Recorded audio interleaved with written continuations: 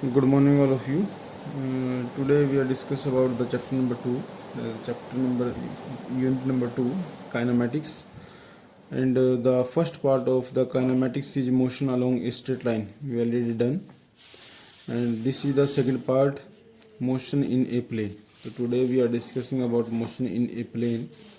In this chapter we are discuss about the vector form, and we also discuss about the when object is moving in 2 dimension and 3 dimensions, motion of the object in 1 dimension or 2 dimension. In first part we discuss about the object when object is moving in 1 dimension. Then for the discussion of this chapter, motion in a plane, then I also give a brief explanation or review of this chapter. In this chapter we have discussed about the motion in a plane, scalar and vector quantity, what is the scalar and vector, position, displacement vectors or equality vectors, different definition of the vectors, additions, multiplications and unit vector, rectangular component, scalar and vector product of the vectors, and motion in a plane when object is moving uniformly and uniform velocity and uniform acceleration, and the last article is projectile motion. This is also most important article of this chapter, projectile motion. Then for the starting of this chapter we are discuss about the scalar and the vector quantity, scalar, and secondly we discuss about the vector quantity. What is scalar, what is vector quantity? In the first chapter we have discussed about the different physical quantity. As you know that we have discussed about the distance, velocity, displacement, time, force, acceleration, velocity, speed. We have discussed about the different physical quantity. What is the physical quantity? The quantity which can be measurement. This is known as the physical quantity. But here this physical quantity is also divided in two types. One is the scalar, second one is the vector. Today we are discuss about the scalar and vector quantity. Then the question is arise, what is the scalar quantity? The scalar quantity are those quantity which have only magnitude. जिनका सिर्फ magnitude हो उसको हम क्या बोलेंगे? Scalar quantity. Such as, ऐसे बहुत सारे एग्जांपल हैं, जैसे लेंथ हुआ, length, mass, volume etcetera. There are the many example. These quantity, length की कोई डायरेक्शन नहीं होती, मास की कोई डायरेक्शन नहीं होती, वॉल्यूम की कोई डायरेक्शन नहीं होती. ऐसे बहुत सारे एग्जांपल हैं. डेंसिटी हुआ, स्पीड हुआ, टेम्परेचर हुआ, ये सभी क्या हुई? स्केलर क्वांटिटी होती हैं, क्योंकि इनका सिर्फ क्या होता है? मैग्नीट्यूड. अब आ जाओ वेक्टर क्वांटिटी को. वेक्टर क्वांटिटी क्या होती है? Vector quantity are those quantity which have the magnitude as well as the direction. For example velocity. Velocity का क्या होता है? इसकी डायरेक्शन भी होती है, इसका मैग्नीट्यूड भी होता है. Force, force is also vector quantity. उसके बाद displacement is also vector quantity, acceleration etcetera. ऐसी बहुत सारी क्वांटिटी हैं जिनका मैग्नीट्यूड भी होता है और डायरेक्शन भी होता है, तो इनको हम क्या बोलते हैं? Vector quantity. अब आपने एक क्वेश्चन यहाँ से तैयार करना है, स्केलर और वेक्टर में क्या डिफरेंस होता है. ये आप अपनी फेयर नोटबुक पे नोट कर लेना. जितना भी मैं बता रहा हूँ ये सब कुछ आपने फेयर नोटबुक पे आपने नोट करना है. स्केलर वेक्टर में डेफिनेशन में आ गई होगी सभी को. अब after that we are discuss about the difference. तो डिफरेंस आपने नोट करने कैसे कैसे डिफरेंस होते हैं. तो स्केलर क्वांटिटी में क्या, एक तो यही डिफरेंस आ जाएगा, definition of scalar, definition of vector. उसके बाद एक आ जाएगा एग्जांपल, इसके बाद एग्जांपल आ जाएंगे. आफ्टर दैट स्केलर क्वांटिटी को हम ऐड भी कर सकते हैं, सब्ट्रैक्ट भी कर सकते हैं वेक्टर क्वांटिटी को. उसके बाद आ जाएगा these are the represented by the ordinary letters और they are represented by the bold letters. ये डिफरेंस आपकी बुक में भी गिवन है, तो आप पढ़ सकते हो। अगर कोई प्रॉब्लम हो तो आप पूछ सकते हो। उसके बाद यहाँ तक हो गया स्केलर के उत्तर, वेक्टर के उत्तर, एग्जाम्पल और डिफरेंस आपने खुद नोट करना है। उसके बाद आता है नेक्स्ट आर्टिकल। नेक्स्ट आर्टिकल है रिप्रेजेंटेशन ऑफ ए वेक्टर। ये आर्टिकल है representation of a vector, how we can represent the vector. A vector है द टू थिंग्स, एक तो मैग्नीट्यूड होती है, एक डायरेक्शन होती है। Magnitude is represented by the length of the vector and direction is represented by the arrow head. कोई भी वेक्टर है, जैसे वेक्टर पी है, तो मैंने यहाँ पर लिख दिया वेक्टर पी है, तो इसकी रिप्रेजेंटेशन की है, इसका हेड होता है, ये इसकी टेल होती है, तो ये एरो हेड क्या रिप्रेजेंट कर रहा है, वेक्टर। ऐसे कोई भी लिख दो, वेक्टर सी है, तो जो एरो हेड है, the arrow head represented the vectors, this one is the head, this one is the tail, then you can say this is the representation of the vector at this point. As you can see, you can also write in same way। ये मैं यहाँ पर नाम दे दूँ इसको A, ये इसको नाम दे दिया B। जो A है, A क्या है इसका, A point is known as the tail, और जो पॉइंट B है उसको हम क्या बोलेंगे, हेड बोलेंगे। और ये पूरा क्या रिप्रेजेंट कर रहा है, वेक्टर P। तो ऐसे कोई भी वेक्टर को हम रिप्रेजेंट कर सकते हैं। द नेक्स्ट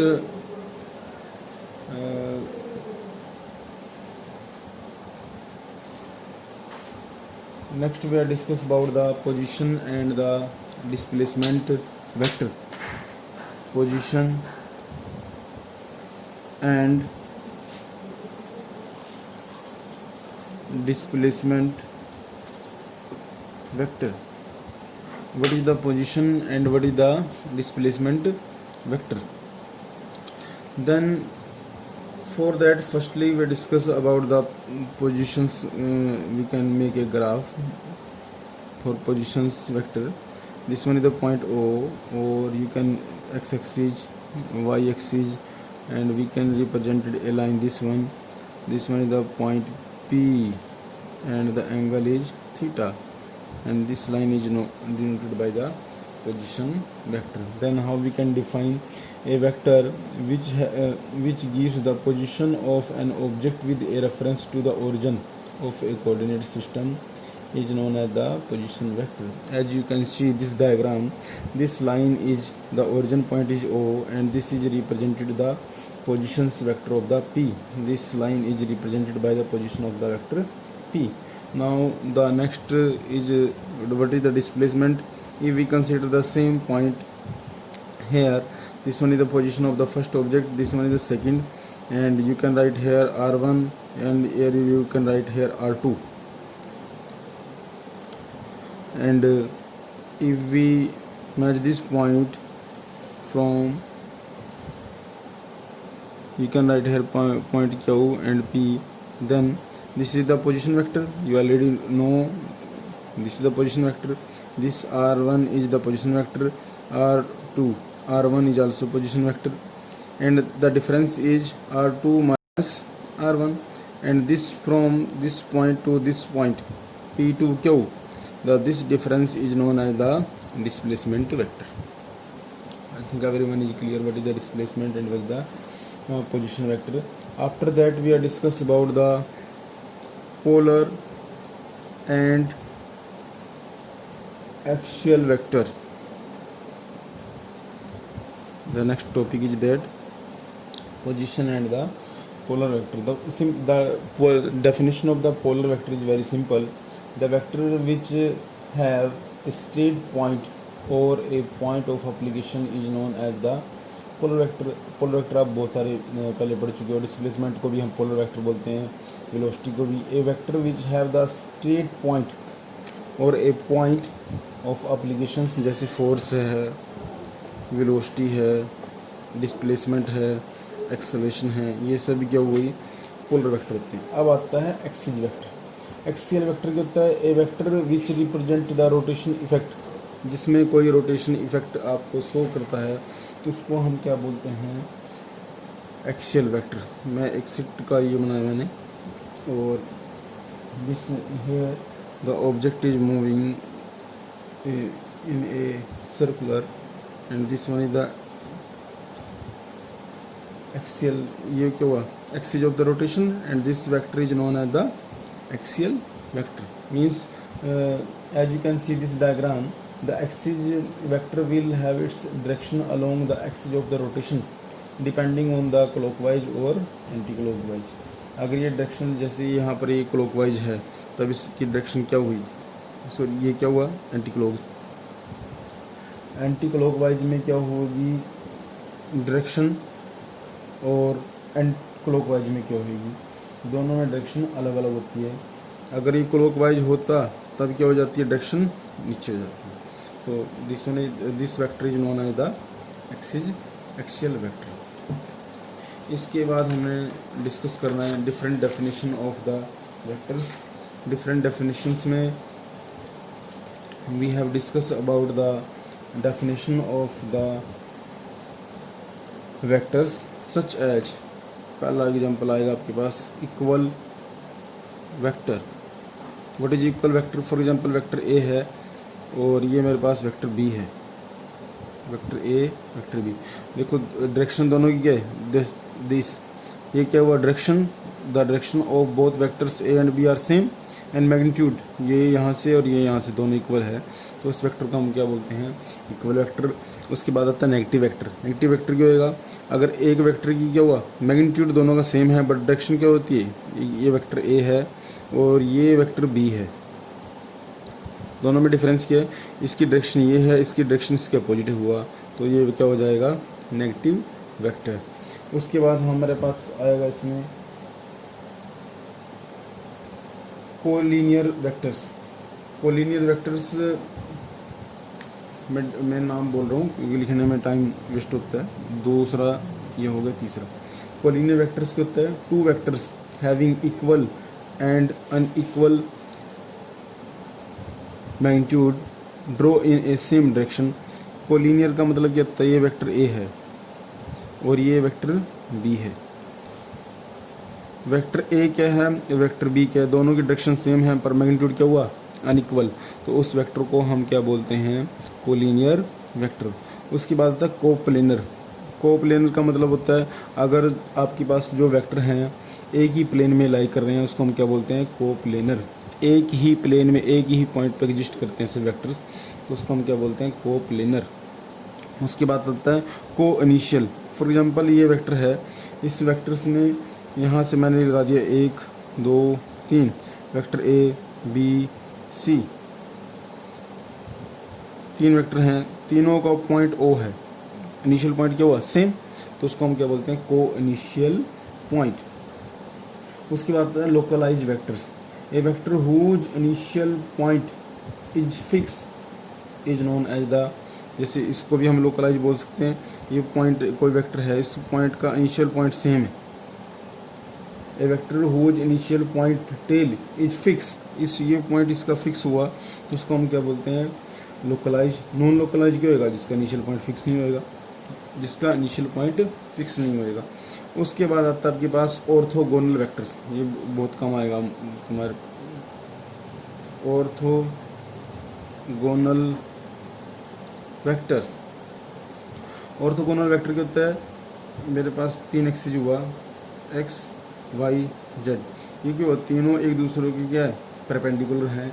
इसमें हम वेक्टर को डिनोट करते हैं, वेक्टर ये आई हो गया, ये जे हो गया, ये क्या हो गया के, आई जे के, ये 3 वेक्टर्स हैं, ये तीनों वेक्टर क्या एक दूसरे क्या हुआ परपेंडिकुलर। अगर ऐसी सिचुएशन हो उस केस में वेक्टर को हम क्या बोलते हैं, orthogonal vector. I think definition बहुत आसान है, आप भी बुक से पढ़ सकते हो, कोई डेफिनेशन में प्रॉब्लम हो तो आप फिर मुझे बता देना। उसके बाद आता है यूनिट वेक्टर, ये सबसे इम्पोर्टेंट है। ए वेक्टर, यूनिट वेक्टर को हम डिनोट करते हैं ए कैप से, देख लो ऐसे डिनोट करते हैं, ए मैं दोबारा बना रहा हूँ, ए कैप ऐसे डिनोट करते हैं। A vector, unit vector denoted by A cap. A vector ये इसका मैथमेटिकल फार्मूला है, इसी फार्मूले से आपको डेफिनेशन क्लियर हो जाएगी। A vector divide by its magnitude, ये वेक्टर ए है, इसको मैंने इसके मैग्नीट्यूड से डिवाइड कर दिया। अगर ये वेक्टर ए, फॉर एग्जांपल ये वेक्टर ए है, इसका मैग्नीट्यूड क्या होगा, इससे एरो हेड हटा दो, जिसका मैग्नीट्यूड होगा, इसके वेक्टर ए, इसका मैग्नीट्यूड हटा दो इससे, तो ये क्या बच गया, सिर्फ magnitude. A vector A divide by its magnitude is known as the unit vector. Unit vector का जो मैग्नीट्यूड होता है वो हमेशा 1 होता है। Unit vector the magnitude is also equal to a 1। ये तो सभी जो हमने डिस्कस की थी, ये सभी डेफिनेशंस हैं। ये after the discussion of the definitions, उसके बाद हमने इसमें कुछ और डिस्कशन करना है, और वो डिस्कशन है द नेक्स्ट वेक्टर। तो उस नेक्स्ट वेक्टर का नाम है zero vector. Zero vector, but zero vector a zero और a null vector. Zero vector को हम क्या बोलते हैं, नल वेक्टर बोलते हैं। A zero vector is also known as the null vector. जिस वेक्टर का ना तो मैग्नीट्यूड हो ना कोई डायरेक्शन हो, उसको हम क्या बोलेंगे, zero vector. A zero or null vector is a vector that has zero magnitude and an arbitrary motion is represented by the zero vector. ये जीरो वेक्टर को इससे हम नोट करते हैं। अब जीरो वेक्टर की फंक्शन क्या होती है, need of the zero vectors. Zero vectors arise due to the flowing situations. हमारे पास कोई ऐसा वेक्टर है, अगर वेक्टर ए है, इसको मैंने मल्टीप्लाई करना है जीरो से, तो आंसर क्या आ जाएगा, जीरो। किसी भी वेक्टर को जीरो से मल्टीप्लाई करेंगे, आंसर क्या आएगा, जीरो। तो ऐसे बहुत सारे एग्जांपल हैं, फिजिकल एग्जांपल हैं जीरो वेक्टर के, जैसे position of vector particular lying at A origin is a zero vector. अगर उसकी स्टार्टिंग पोजीशन है, उस स्टार्टिंग पोजीशन में। और दूसरा एग्जांपल उसके a vector if the velocity vector of stationery object is zero. मैंने कोई स्टेशनरी ऑब्जेक्ट लिया, उसकी वेलोसिटी कितनी होगी, जीरो, तो ये क्या हुआ, जीरो वेक्टर हो गया। ऐसे बहुत सारे एग्जांपल हैं। तो आपने जीरो वेक्टर की जिसका ना कोई मैग्नीट्यूड हो ना कोई डायरेक्शन हो, उसको हम क्या बोलते हैं, जीरो वेक्टर। जीरो वेक्टर को ही हम क्या बोलते हैं, नल वेक्टर। उसके बाद आता है multiplications of a vector by a real number. I think सभी को पता होगा रियल नंबर क्या होता है, मैथ में आपने पढ़ा है 10th क्लास में। अगर हम किसी भी नंबर से उसकी मल्टीप्लिकेशन करते हैं, तो मल्टीप्लिकेशन के रूल्स क्या होते हैं वो हम डिस्कस करेंगे, जिसको बोलते हैं multiplication of vector by a real number. अगर मैंने कोई वेक्टर कंसीडर किया, vector A, for example when A vector A is multiply by the real number, then we get the another vectors. The magnitude of vectors is multiplied by this magnitude, and this magnitude is positive if the direction is same. If this magnitude is negative, then direction is different. How we can say, ये मेरे पास vector A है, इसको मैंने किसी भी real number से multiply कर दिया, और मल्टीप्लाई करने के बाद मेरे पास अनदर वेक्टर आएगा। देख लो मल्टीप्लिकेशन सिंपल क्या होती है, ये मैं आपको यहाँ से बता रहा हूँ। जैसे वेक्टर ए है, इसको मैंने किसी रियल नंबर से मल्टीप्लाई कर दिया 2 से, तो कितना आ गया, 2a। ये क्या होगी, मल्टीप्लिकेशन ऑफ वेक्टर्स। अब ये जो 2a आया है, इसको हम क्या बोल सकते हैं, वेक्टर भी बोल सकते हैं, क्योंकि जब हमने इसको मल्टीप्लिकेशन की तो अनदर वेक्टर आ जाता है। तो आंसर कितना आ गया, 2 वेक्टर ए। अब ये कह रहे अगर इस वेक्टर की डायरेक्शन सेम है और जो आपके पास प्रोडक्ट आया इसकी भी सेम है, तो हम इसको ऐसे रिप्रेजेंट करेंगे। ये तो वेक्टर ए हुआ, ठीक है। जब आपने इसको मल्टीप्लाई कर दिया तो ये क्या बन गया, वेक्टर बी। तो आंसर कितना है आपके पास, 2a। ये वेक्टर ए हुआ और इसकी डायरेक्शन सेम हुई, तो ये क्या आएगा, पॉजिटिव है। पॉजिटिव होने से वेक्टर बी इक्वल टू ये आ गया। अगर ये सेम सिचुएशन होती है, हमने वेक्टर ए, ये है रिप्रेजेंटेशन इसकी ये है, और व्हेन वी मल्टीप्लाई बाई -2, तो आंसर कितना था, B equal to -2a। Representation की हो जाती, इसका अपोजिट हो जाती, क्योंकि डायरेक्शन क्या है यहाँ पर, नेगेटिव है। तो हम ये क्या हुआ, इसकी मल्टीप्लिकेशन ऑफ द वेक्टर्स। तो मल्टीप्लिकेशन आपकी स्केलर से भी हो सकती है, रियल नंबर से भी हो सकती है। ये सारी हमने क्या है, multiplication of the vectors. Multiply करना सिंपल क्रम है।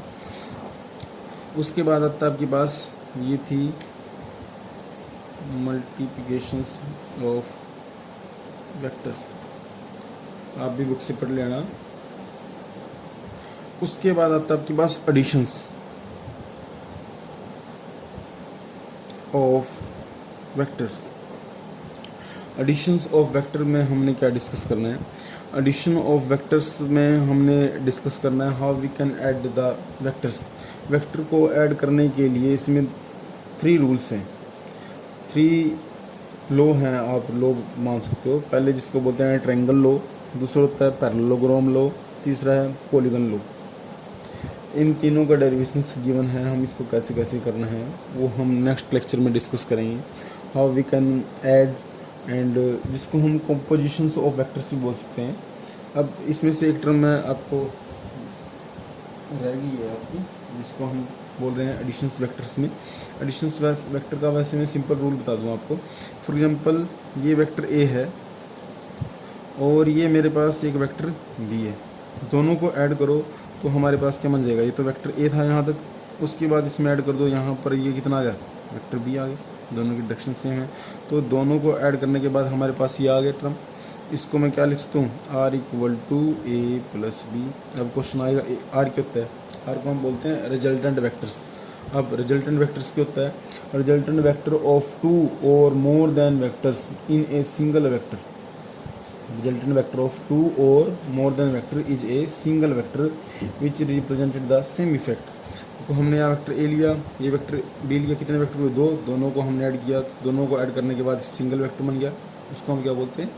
Resultant vector. अब अगर यही सेम पोजीशन ऐसी होती, ये डायरेक्शन ए की है, ये वेक्टर ए है और ये वेक्टर बी है, देखो इन दोनों में डिफरेंस ये, इसकी डायरेक्शन ये है, इसकी डायरेक्शन, दोनों की डायरेक्शन सेम थी, बट इन सेकंड केस ये वेक्टर ए है, ये वेक्टर बी है, बी की जो डायरेक्शन है वो क्या है? इससे अपोजिट है। तो अपोजिट होने से क्या होगा? देखो यहाँ से वेक्टर ए गया, इसमें से ये टर्म माइनस हो जाएगी, तो हमारे पास कितना बच जाएगा? ये इसका हाफ हो जाएगा, यहाँ तक बच जाएगा। तो आपका आंसर आ जाएगा R equal to A minus B, और वेक्टर कितना बच जाएगा आपके पास? ये बच जाएगा। कितना कट हो गया, इसमें से माइनस हो गया, तो आपके पास कितना आ जाएगा? R equal to minus A B. अगर ऐसी सिचुएशन हो, ये वेक्टर ए है और ये आपके पास वेक्टर बी गिवन है, तो उसका रिजल्टेंट कैलकुलेट करो। तो आप यहाँ से एक लाइन लगाओगे, ऐसे ऐड कर दोगे इनको, ये क्या बन जाएगा? R equal to A plus B. ये एडिशंस का रूल होगा, बट एडिशंस के कुछ लॉ गिवन हैं, वो हम डिस्कस करेंगे नेक्स्ट लेक्चर में। जो मैंने आपको बता दिया वो रूल कौन कौन से हैं, वो लॉ हैं ट्रायंगल लॉ, पॉलीगन लॉ और पैरेललोग्राम लॉ। पहले इनके डेरिवेशंस भी हैं, वो डेरिवेशंस पेपर में नहीं आते अब, क्योंकि उस सिलेबस का पार्ट नहीं रहा है, but this one is also very important for the numerical problem, how we can find the numerical problem. Then today we are discuss about the basic concept of the vectors. हमने basic concept discuss किए हैं। Vector क्या होता है, मैं दोबारा बता दूं, वेक्टर्स क्या होता है, स्केलर क्या होती है, वेक्टर क्वांटिटी क्या होती है। वेक्टर क्वांटिटी के बाद हमने डिस्कस किया इसमें से रिप्रेजेंटेशन ऑफ वेक्टर्स क्या होता है, रिप्रेजेंटेशन वेक्टर को हम कैसे डिनोट करते हैं, स्केलर वेक्टर क्या होता है, डिफरेंस क्या होता है, पोजीशन एंड डिस्प्लेसमेंट वेक्टर क्या होता है, और डिफरेंट डेफिनेशंस डिस्कस की, जिसमें डेफिनेशंस में हमने यूनिट वेक्टर भी डिस्कस किया, दिस इज़ वेरी इंपॉर्टेंट। उसके बाद जीरो वेक्टर को डिस्कस किया, उसके बाद एडिशंस की है, मल्टीप्लिकेशंस की है, सिंपल एडिशन और मल्टीप्लिकेशन वी हैव डिस्कस। उसके बाद हमने लॉ डिस्कस करने हैं, वो नेक्स्ट लेक्चर में डिस्कस करेंगे। इससे पहले कुछ जो मैंने लास्ट लेक्चर में न्यूमेरिकल प्रॉब्लम सोल्व की कराई थी, उसमें से 6-7 स्टूडेंट्स ने प्रॉब्लम सोल्व की है, तो बाकी सभी भी न्यूमेरिकल प्रॉब्लम का सॉल्यूशंस फाइंड करो, वरना तुम्हारे लिए प्रॉब्लम हो जाएगी। उसमें से एक लड़की वंशिका ने कुछ न्यूमेरिकल प्रॉब्लम भेजे हैं। वैसे तो 7-8 स्टूडेंट्स ने न्यूमेरिकल प्रॉब्लम का सॉल्यूशंस भेजा है, कुछ स्टूडेंट्स बहुत अच्छा काम कर रहे हैं। तो उसमें से उस न्यूमेरिकल प्रॉब्लम का सॉल्यूशंस मैंने फाइंड कर लिया है, और वो उसका मैं ट्यूटोरियल बना के, ऐसे ही वीडियो बना के अपने इस चैनल पे अपलोड कर दूंगा, आज या कल अपलोड कर दूंगा, तो आप देख सकते हो। इसलिए मैं बोल रहा हूँ, जिसको भी ऐसी कोई प्रॉब्लम है, जैसे वंशिका ने जो न्यूमेरिकल प्रॉब्लम सेंड की है, उसका सॉल्यूशंस मैं चैनल पे ही अपलोड कर दूंगा ट्यूटोरियल के नाम से। If another students have the problem like that, then you can directly ask me and you can send the problem on my WhatsApp number. Then I send the solutions with video in my channel as a tutorial, और वहाँ से आप उसको check कर सकते हो, upload कर सकते हो। इसलिए मैं बोल रहा था सभी सब्सक्राइब कर लो चैनल को, ताकि आपको ये ना हो भाई जैसे किसी ने प्रॉब्लम पूछी तो another students also find the solutions, उस प्रॉब्लम का सॉल्यूशंस सभी स्टूडेंट्स को मिल सकता है। Thank you all of you. I hope आप ये सब ट्राई करोगे जो मैंने कराया आज, और ये आपका होमवर्क के लिए आपने क्या करना है, जो लास्ट चैप्टर है उसकी न्यूमेरिकल प्रॉब्लम करनी है, उसको जितनी भी हो सके इक्वेशन ऑफ मोशन के बेस पे न्यूमेरिकल प्रॉब्लम ट्राई करो। और then we have discussed about the in next working day means Monday we have discussed about the additions of vector. Thank you all of you.